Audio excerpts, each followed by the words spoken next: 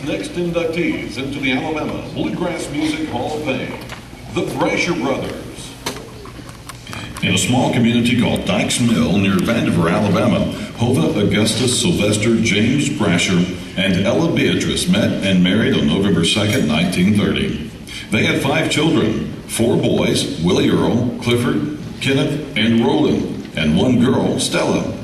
During the Depression years, when making a living was hard on everyone, the music in the family helped make their lives a little easier. Willie Earl was the oldest, born on August 18, 1932. Known to be quiet and wise, he spent his spare time hunting and fishing. From 1953 to 1955, he served as a corporal in the United States Army during the Korean War in the artillery unit. He received the National Defense Service Medal, an Army Occupational Medal, and the Good Conduct Medal. Willie Earl was a deacon at Pleasant Grove Baptist Church in Vandiver. He married Betty Sue and had 4 boys, Randy, Gary, Jerry, and Mike. Even though he could play fiddle, mandolin, and guitar, he primarily played bass for the Brasher Brothers. Just after Willie Earl's 2nd birthday, Benjamin Clifford was born November 24, 1934. Cliff was considered a humble and gentle brother with a mild-mannered spirit. When he wasn't spending his days working, he enjoyed the outdoors and was always working on some kind of project. In 1958, he served in the United States Army and was honorably discharged in 1960. He married Pat and had 3 girls, Lynette, Jill, and Jennifer. He was later married to Cherry, and this union immediately blessed him with 2 new daughters, Tracy and Paula. While Cliff could also play other instruments, he loved the fiddle, which remained his primary instrument for the Brasher Brothers. The 3rd brother, Dual Kenneth, was born on September 27, 1936. Known as the more tenacious brother with a kind and gentle side, Kenneth was low-key and reserved. If there was anything he didn't have, he enjoyed making it himself, inventing it, or building his own tools. He married Joan and had 2 boys, Steve and Joey, and 1 girl, Leah. His bluegrass instrument of choice was the banjo, but he was just as proficient on anything with a string. The boys were all hard workers and knew how to plow, pick cotton, and how to fix things. The youngest brother, Roland, remembers how these 3 creative minds with keen imagination would build and craft things like toy cars, airplanes, or slingshots from just about anything, usually starting with Prince Albert tobacco or ham cans. Then for a change, a girl came into the picture on April 15, 1941, and her name was Stella Louise. Stella was fun-loving and light-hearted. As the only girl, she grew up very close to her mother. She played the piano and ukulele and sang harmony with her older brothers. She married Dorman Lynn and had 4 children, Lisa, Karen, Timothy, and Amy. They later welcomed 1 more into their family named Nick. Last but not least, and quite unexpectedly, Reginald Rowland was born on June 23, 1946. With an ever-inquisitive mind, he was always keen to learn. As the baby of the family, he had a hard time fitting in with the older brothers, but always admired them. His fondest memories involved sitting around listening to them play music and wishing he was big enough to even hold a guitar. He married Veery and had 1 daughter, Angie. Then later he married Corrine and immediately added a new son, Conrad, to his family.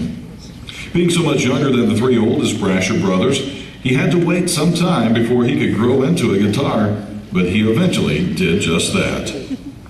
The Brasher brothers' beginning started around 1948 when their Aunt Odessa, impressed by their talent, decided to surprise the boys with a guitar they could share, and Stella with her own ukulele. At first, they all learned to play with the instructions, and then they would learn their songs by ear. Most of their practice was done in a small storm pit behind the house. Many family and friends would come to pick and play along, including Roy Brasher, a cousin, Hoy Whitfield, Frank Buddy Bowman, William Red Perry, and Randy Taylor.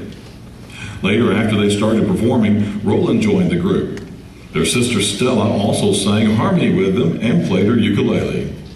The Brasher brothers went through several phases over the years, but the group that people would probably remember most is the 4 brothers, Willie Earl, Cliff, Kenneth, and Roland, with Johnny Wisnat playing the dobro. Known for their close harmonies and musicianship, the Brasher brothers made many appearances, One of the most noted was the Renfro Valley Jamboree in Renfro Valley, Kentucky. And twice a week they could be seen on WHMA TV, Channel 40 in the Addison, Oxford area, where they billed themselves as the Brasher Brothers Country Music Show. They'd also do radio shows, county fairs, and festivals.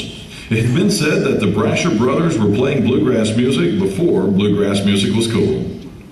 In December of 1966, the Brasher Brothers originated the Town and Country Jamboree, which was a country and gospel music show that took place every Saturday night in the old theater building in downtown Leeds, Alabama. As the house band, the Brasher Brothers hosted local, regional, and even national acts and welcomed anyone who wanted to play, sing, or show their talent. The Jamboree also showcased many well-known musicians, singers, and even comedians during those days, and it was not uncommon to see a Grand Ole Opry star perform.